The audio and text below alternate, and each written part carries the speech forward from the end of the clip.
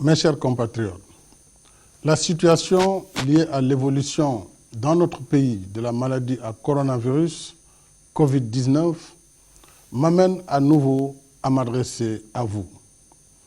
Cette maladie, apparue en décembre 2019, est devenue une pandémie, c'est-à-dire une épidémie à l'échelle mondiale. Les chiffres parlent d'eux-mêmes. À la date d'aujourd'hui, le Covid-19 a envahi plus de 140 pays, dont le Sénégal. Le nombre de personnes infectées s'élève à plus de 340 000. À ce jour, le Covid-19 a tué plus de 15 000 personnes, plongeant des familles entières dans le deuil et le désarroi.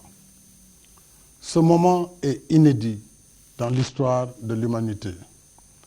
Voilà que l'infiniment petit fait trembler le monde entier de façon brutale, rapide et massive, ignorant les frontières, frappant sans distinction pays riches comme pays pauvres et sans égard pour le statut social des uns et des autres.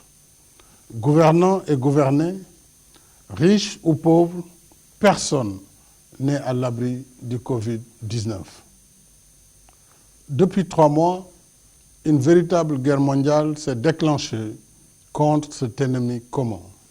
Notre pays n'est pas en reste. Ce soir, mes pensées vont d'abord aux malades du Covid-19. Je leur exprime toute mon affection et mes vœux de prompt rétablissement. J'encourage le ministre de la Santé et de l'Action sociale et l'ensemble de ses équipes dans la tâche difficile qu'ils mènent de jour et de nuit. Un personnel médical et paramédical dévoué est au front d'une lutte sans merci contre le Covid-19 pour notre salut. À tous ces braves hommes et femmes, je renouvelle mes remerciements et mon soutien dans ce combat risqué contre un ennemi vicieux, mortel et invisible à l'œil nu. Je salue nos forces de défense et de sécurité, ainsi que toutes les bonnes volontés mobilisées dans la lutte contre le Covid-19. J'exprime ma gratitude à toutes les forces vives de la nation, classes politiques, majorité et opposition réunies, mouvements citoyens, partenaires sociaux, secteurs privés, guides religieux et coutumiers et citoyens. Vous êtes nombreux à soutenir l'élan national de riposte contre le Covid-19. Depuis l'apparition du premier cas, le 2 mars dernier, le gouvernement a mis en place un plan de contingentement en cours pour endiguer la progression de la maladie. Mais de toute évidence, nous n'y sommes pas encore parvenus.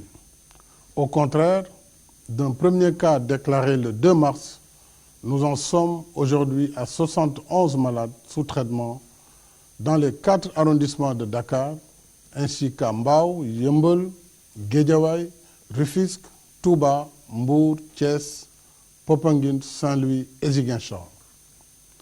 1561 personnes en contact avec la maladie sont présentement suivies et seront désormais confinées dans des réceptifs hôteliers par le ministère de la Santé et de l'Action sociale. L'épidémie qui était confinée à un seul foyer s'est étendue à d'autres localités du pays. C'est dire que le virus gagne du terrain. J'ajoute qu'à ce jour, il n'y a ni vaccin, ni médicaments homologués contre le Covid-19. Ce soir, mes chers compatriotes, et je vous le dis avec solennité, l'heure est grave. La vitesse de progression de la maladie nous impose de relever le niveau de la riposte. À défaut, nous courons un sérieux risque de calamité publique. En conséquence, en vertu de l'article 69 de la Constitution et de la loi 69-29 du 29 avril 1969, à compter de ce soir à minuit, je déclare l'état d'urgence sur l'ensemble du territoire national. Le gouvernement, les autorités administratives et l'ensemble des services de l'État concernés prendront toutes les dispositions nécessaires à l'application sans délai du décret sur l'état d'urgence. J'ordonne les forces de défense et de sécurité de se tenir prêtes en vue de l'exécution immédiate et stricte des mesures édictées sur l'étendue du territoire national. D'urgence. Ces mesures donneront en particulier aux autorités administratives compétentes le pouvoir de réglementer ou d'interdire la circulation des personnes, des véhicules ou des biens dans certains lieux et à certaines heures. D'interdire à titre général ou particulier tout cortège, défilé, rassemblement et manifestation sur la voie publique.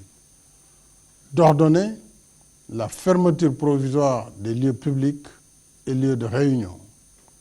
D'interdire à titre général ou particulier les réunions publiques ou privées de quelque nature qu'elles soient susceptibles de provoquer ou d'entretenir le désordre. Ces mesures non exhaustives pourraient évoluer en fonction des circonstances. Elles sont assorties d'un couvre-feu sur l'étendue du territoire national de 20h à 6h. Une limitation et au besoin une interdiction sera imposée au transport de voyageurs de région à région. Le ministre en charge des Transports, en rapport avec les ministres de l'Intérieur et des Forces armées, prendra les dispositions nécessaires à l'application de cette mesure, y compris en milieu urbain. Conformément à l'article 77 de la Constitution, je saisirai l'Assemblée nationale d'un projet de loi habilitant le président de la République à prendre pour une durée de 3 mois des mesures relevant du domaine de la loi afin de faire face aux impératifs d'ordre budgétaire, économique, social, sanitaire et sécuritaire de la lutte contre le Covid-19. Dans ce cadre, j'ai déjà entamé les consultations avec les institutions de la République. Je les poursuivrai demain avec l'opposition parlementaire. Je tiens en particulier à l'approvisionnement régulier du pays en produits médicaux et pharmaceutiques. Il en est de même pour les denrées de première nécessité. Le gouvernement mettra en œuvre des mesures de lutte contre toute hausse indue des prix. Je suis également soucieux des effets de la crise sur l'économie nationale. Pour en atténuer l'impact, j'ai créé un fonds de riposte et de solidarité contre les effets du Covid-19, Force Covid-19, qui sera doté de 1 000 milliards de francs CFA. Ce fonds sera alimenté par l'État et toutes les bonnes volontés. Je lance un appel à tous, au secteur privé et aux partenaires bilatéraux et multilatéraux, afin qu'ils apportent leur soutien aux forces Covid-19. Les ressources du fonds serviront, entre autres, à soutenir les entreprises, les ménages et la diaspora. Une enveloppe de 50 milliards sera consacrée à l'achat de vivres pour l'aide alimentaire d'urgence. Des mesures fiscales générales et spécifiques seront également prises en soutien aux entreprises. Au titre des mesures générales, il sera accordé une remise partielle de la dette fiscale constatée au 31 décembre 2019, due par les entreprises et les particuliers pour un montant global de 200 milliards.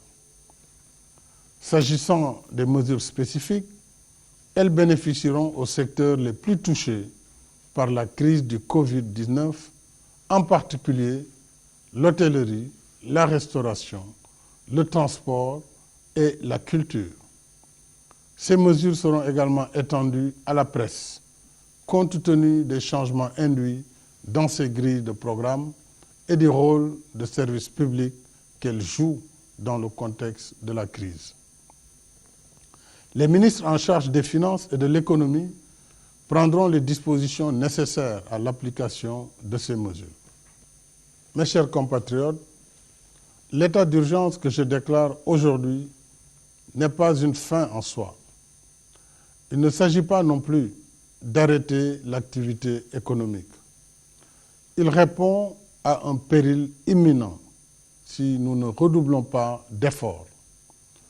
Face au péril, l'état d'urgence nous donne les moyens de renforcer nos rangs et d'intensifier nos efforts de lutte pour vaincre notre ennemi commun. Je rappelle que le virus porteur de la maladie ne se déplace pas de lui-même. Il circule à travers les personnes qui le portent, qui le déposent dans différents endroits et qui le transmettent ainsi à d'autres. Par conséquent, en limitant nos déplacements et nos rassemblements, nous arrêtons la circulation du virus. Si nous le faisons, nous avons la chance de gagner le combat contre le Covid-19. Par contre, et je vous le dis avec insistance, si nous continuons de faire comme si de rien n'était, le virus va se propager de façon encore plus massive et plus agressive. Et malgré leur dévouement, nos personnels de santé seront alors débordés et ne pourront plus contenir la situation. C'est le pire des scénarios. Nous ne le souhaitons pas. Alors, j'en appelle à une prise de conscience nationale sur la gravité de la situation. J'en appelle à la responsabilité de chacun et de chacune. J'en appelle à l'esprit citoyen et patriotique de toutes et de tous. Limitons nos déplacements. Évitons les rassemblements de quelque nature qu'ils soient. Il y va de notre propre santé et de notre propre vie. Il y va de la santé et de la vie de nos familles et de nos communautés. Mobilisons-nous, mes chers compatriotes. Ne laissons au virus ni la vie, ni nos vies. Il y va de notre salut. Il y va du salut de la nation. Bonsoir.